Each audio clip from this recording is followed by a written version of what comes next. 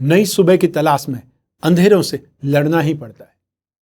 हर परिस्थिति में टिके रहने के लिए मन की उधेड़ बुन से द्वंद्व करना ही पड़ता है। सच है, बारिश तेज है, फिर भी भीगी तिली से ही सही आत्मविश्वास की मशाल को जलाने का हौसला खुद में रखना ही पड़ता है। नमस्कार, मैं हूं कमल श्रीमाली। आप सभी का बहुत बहुत स्वागत करता हूं आपके अपने चैनल में और हमारे जीवन को सबसे अधिक प्रभावित करने वाले बृहस्पति देव के कुंभ राशि में प्रवेश के इस विशेष एपिसोड में। यह एपिसोड आपकी राशि, नाम राशि अर्थात मून साइन पर आधारित है। इस एपिसोड में हम कर्क राशि पर बृहस्पति के गोचर परिवर्तन का क्या असर पड़ेगा, इसके बारे में ही विश्लेषण करेंगे। क्या आप धर्म, अर्थ, काम और मोक्ष यह 4 प्रकार के पुरुषार्थ प्राप्त करना चाहते हैं? क्योंकि Brihaspati 1st house, 5th house, 9th house और 10th हाउस भावों के अतः 4 भावों के कारक ग्रह हैं। इन 4 भावों में स्थित बृहस्पति व्यक्ति को, जातक को धर्म, अर्थ, काम और मोक्ष यह 4 प्रकार के पुरुषार्थ प्रदान करते हैं। बृहस्पति मनुष्य की भौतिक क्षेत्र में उन्नति ही नहीं करते, बल्कि आध्यात्मिक क्षेत्र में भी ज्ञान की चरम सीमा पर, हाईएस्ट एक्सट्रीम पर पहुंचा देते हैं। जीवन के महत्वपूर्ण विषयों पर बृहस्पति देव का अधिकार है, जैसे शिक्षा, विवाह, संतान, धर्म, धन, परोपकार। जीवन के इन पक्षों से संतुष्ट व्यक्ति निसंदेह भाग्यशाली होता है। एक महत्वपूर्ण ग्रंथ के श्लोक में वर्णित है कि ब्रह्मा जी ने कष्ट और दुख इन दोनों के भवसागर को पार करने के लिए बृहस्पति और शुक्र नामक 2 चप्पू बनाए। इनकी सहायता से व्यक्ति दोष रूपी समुद्र को पार करके दूसरे किनारे तक पहुंच सकता है, जहां शुभ कर्म है। अतः सात्विक गुणों के प्रदाता बृहस्पति देव ही है। पौराणिक शास्त्रों के अनुसार बृहस्पति ग्रह ब्रह्मा जी का भी प्रतिनिधित्व करते हैं, रिप्रेजेंटेशन करते हैं।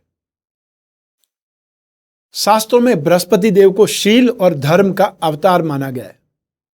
बृहस्पति देव को वैदिक ज्योतिष में आकाश तत्व इनका स्वामी माना गया है। इनका गुण विशालता, विकास और व्यक्ति के जीवन में विस्तार का संकेत होता है। बृहस्पति पिछले जन्मों के कर्म, धर्म, दर्शन, ज्ञान और संतानों से संबंधित विषयों के संतुलन का भी प्रतिनिधित्व, रिप्रेजेंटेशन करता है। यह शिक्षा और ज्ञान के प्रसार से संबंध है। जिनकी कुंडली में बृहस्पति उच्च होता है, वे मनुष्य जीवन की प्रगति के साथ साथ कुछ मोटे या वसायुक्त हो जाते हैं, अतः चर्बी वाले लोग हो जाते हैं, किंतु उनका साम्राज्य और समृद्धि बढ़ती ही चली जाती है। मधुमेह अर्थात डायबिटीज, इसका सीधा संबंध कुंडली में बृहस्पति से माना जाता है। पारंपरिक हिंदू ज्योतिष के अनुसार बृहस्पति की पूजा आराधना पेट को, आंतों को प्रभावित करने वाली बीमारियों से छुटकारा दिला सकती है तथा पापों का नाश कर सकती है। कर्क राशि 4th नंबर की राशि में बृहस्पति उच्च के तो मकर राशि 10th नंबर की राशि में नीच के माने जाते हैं। ये धनु राशि और मीन राशि के स्वामी हैं। सूर्य, चंद्रमा और मंगल के साथ में इनकी मित्रता है, तो शुक्र और बुध के साथ में शत्रुवत संबंध रखते हैं। राहु और केतु और शनि के साथ में इनका संबंध तटस्थ है, न्यूट्रल है। चंद्र लग्न अर्थात राशि से 2nd, 5th, 7th, 9th और 11th हाउस में जब जब भी गोचरवश बृहस्पति देव आएंगे, शुभ फल प्रदान ही करेंगे। शेष भावों में इनका फल सामान्य या अशुभ माना गया है। बृहस्पति कुंभ राशि में प्रवेश करने पर मिथुन राशि को 5th दृष्टि से, सिंह राशि को 7th दृष्टि से और तुला राशि को 9th दृष्टि से दृष्टिपात करेंगे। बृहस्पति देव जहां जहां भी दृष्टिपात करते हैं, वहां वहां अपना शुभ प्रभाव दिखलाते हैं। 6 अप्रैल 2021 को बृहस्पति धनिष्ठा नक्षत्र के 3रे चरण में प्रवेश कर जाएंगे, अर्थात कुंभ राशि में प्रवेश कर जाएंगे और 14 सितंबर तक कुंभ राशि में ही रहेंगे। धनिष्ठा नक्षत्र का स्वामी मंगल है। इस नक्षत्र के 3rd चरण के स्वामी शनिदेव है।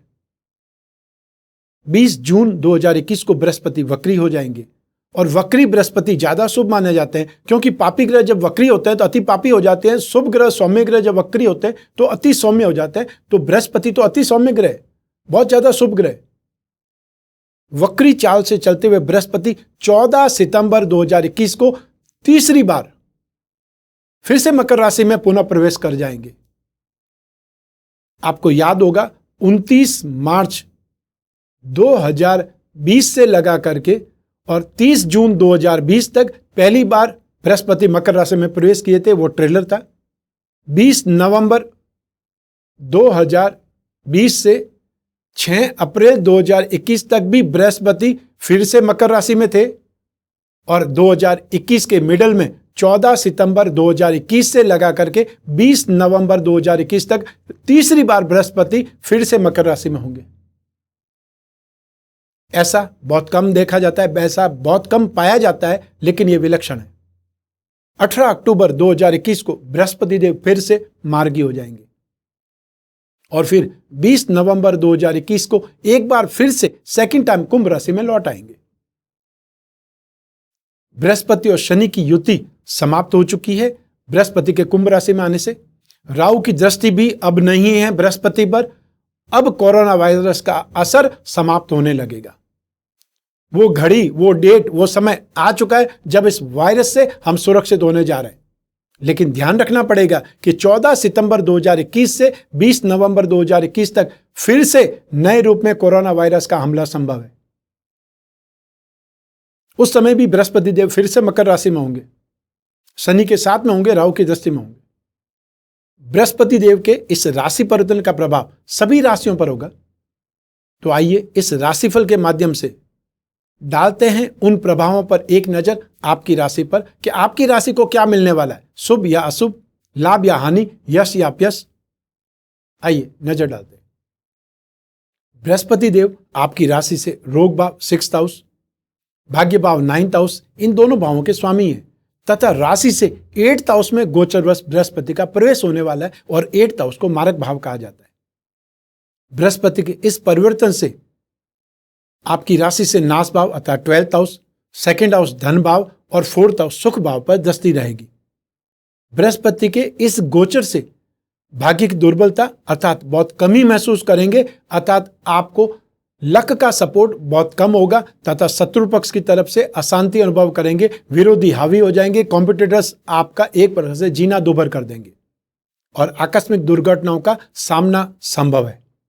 ऐसी स्थिति में आपको मैं सलाह देना चाहता हूं कि आप कितने भी एक्सपर्ट ड्राइवर हैं, गाड़ी बहुत शांति से, बहुत अच्छे ढंग से चलाएं, क्योंकि स्थितियां आपके लिए शुभ नहीं है।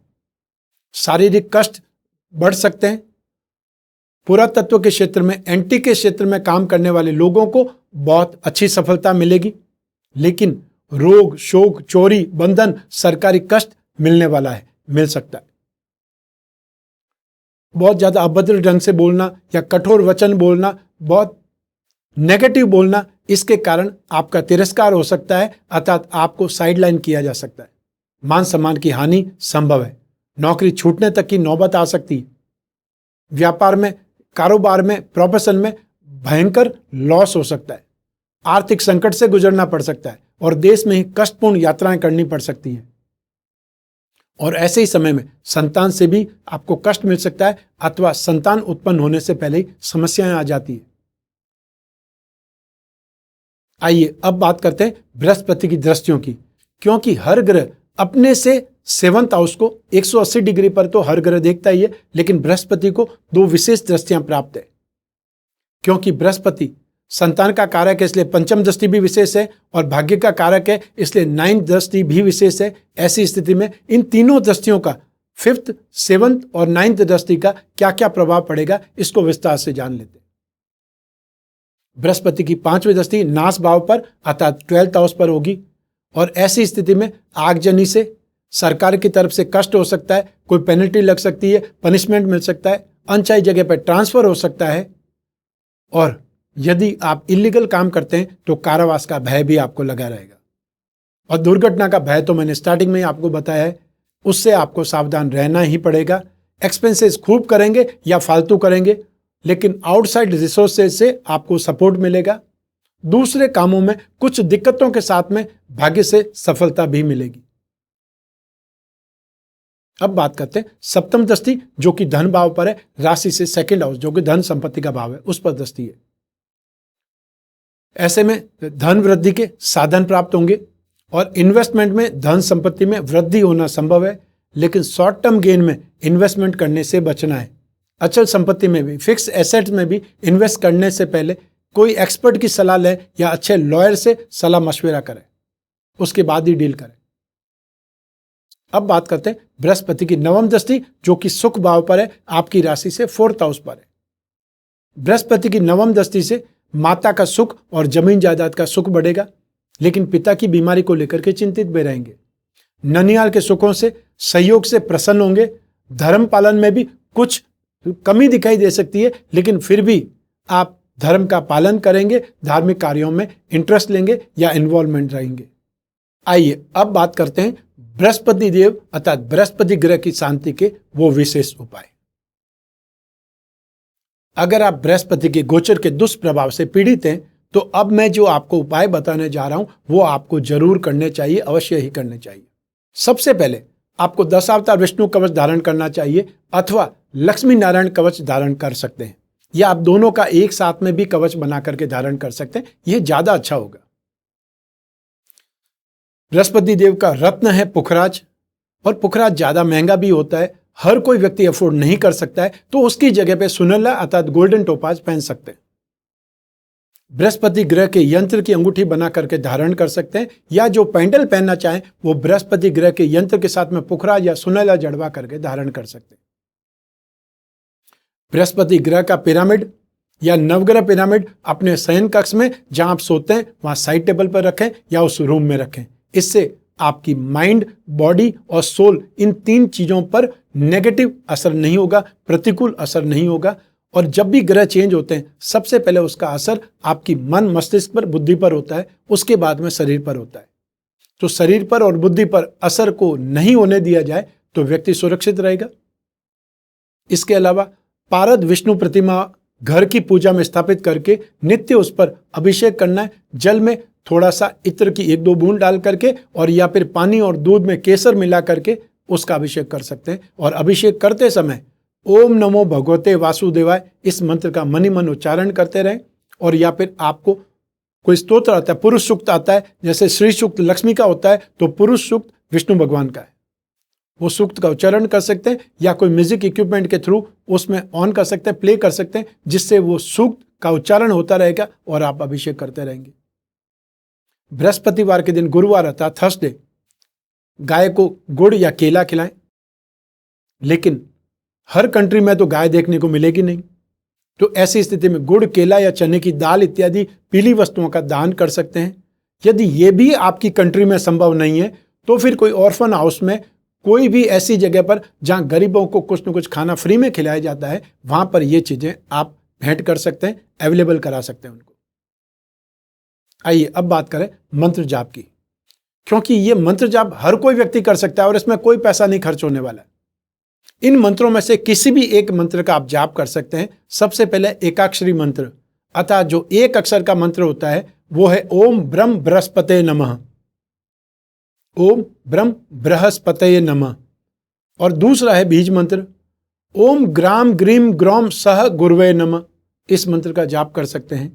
तो इस प्रकार से जिन राशि को बृहस्पति का गोचर फल प्रतिकूल सिद्ध होता है, या जिनको आराम नहीं मिलता है, जिनको शुभ फल नहीं मिलते हैं, वो बृहस्पति का उपाय करें। ये जो उपाय मैंने बताए उसमें से जो भी हो सकता है, यथा सामर्थ्य, यथा संभव, वो करने का प्रयास करें। ये था सिर्फ एक ग्रह का राशिफल या एक ग्रह का गोचर फल जो है बृहस्पति। लेकिन आपकी कुंडली में तो 9 ग्रह हैं। आपकी राशि से बृहस्पति कहाँ है ये मैंने बतलाया, लेकिन आपकी राशि से राहु कहाँ है, शनि कहाँ है, दूसरे ग्रह कहाँ है, क्योंकि 9 ग्रह हैं। और आप जब ये एपिसोड देख रहे हैं तब भी प्लेनेट तो अपनी स्पीड से मूव कर रहे हैं। तो ऐसी स्थिति में आपकी जन्म कुंडली में दशा क्या है, उसका इंपैक्ट सबसे ज्यादा पड़ेगा। 50% इंपैक्ट दशा का है और 50% गोचर का है। यदि आपको दशा शुभ है और गोचर नेगेटिव हो जाता है, तब भी कोई न कोई स्थिति में कंपनसेट हो जाएगा। और या आपकी दशा नेगेटिव और गोचर अच्छा आ जाता है, तो उसका भी कुछ न कुछ कंपनसेशन आपको मिलेगा। तो ऐसी स्थिति में यदि आपकी समस्याएं गंभीर है, आपकी विवाह, संतान, फाइनेंस या फिर जो पेरेंटल प्रॉपर्टी है उससे रिलेटेड कोई भी प्रॉब्लम है, ऐसी स्थिति में बृहस्पति से संबंधित आपको जानकारी चाहिए। अर्थात आपकी जन्म कुंडली का विश्लेषण करने से आपको इस गोचर से संबंधित ज्यादा फायदा मिल सकता है, या आपको क्या उपाय करना चाहिए, कौन से ग्रह का उपाय करना चाहिए, कहां तक समय नेगेटिव है, यह सब कुछ आपको पता पड़ सकता है। और ऐसी स्थिति में स्क्रीन पर दिए हुए नंबर पर आपको अपॉइंटमेंट बुक करना चाहिए यदि आप अपनी जन्म कुंडली का विश्लेषण चाहते हैं। और उसके लिए एक छोटा सा प्रोसीजर है, वो प्रोसीजर फॉलो करना पड़ेगा, और फिर आप और मैं आपकी कुंडली पर, आपकी समस्याओं पर, आपकी जिज्ञासाओं पर और जो आप पूछना चाहते हैं उन सभी पर बात करेंगे, विश्लेषण करेंगे, चर्चा करेंगे, और जो भी उपाय संभव होंगे वो भी मैं आपको बताऊंगा। तो बृहस्पति की गोचर का एपिसोड यहीं समाप्त करते हैं। स्वस्थ रहें, प्रसन्न रहें और सुरक्षित रहें। अपने और अपने परिवार का बहुत बहुत ध्यान रखें। आप सभी को मेरा नमस्कार, बहुत बहुत शुभकामनाएं। ईश्वर आपकी रक्षा करे। बहुत बहुत धन्यवाद।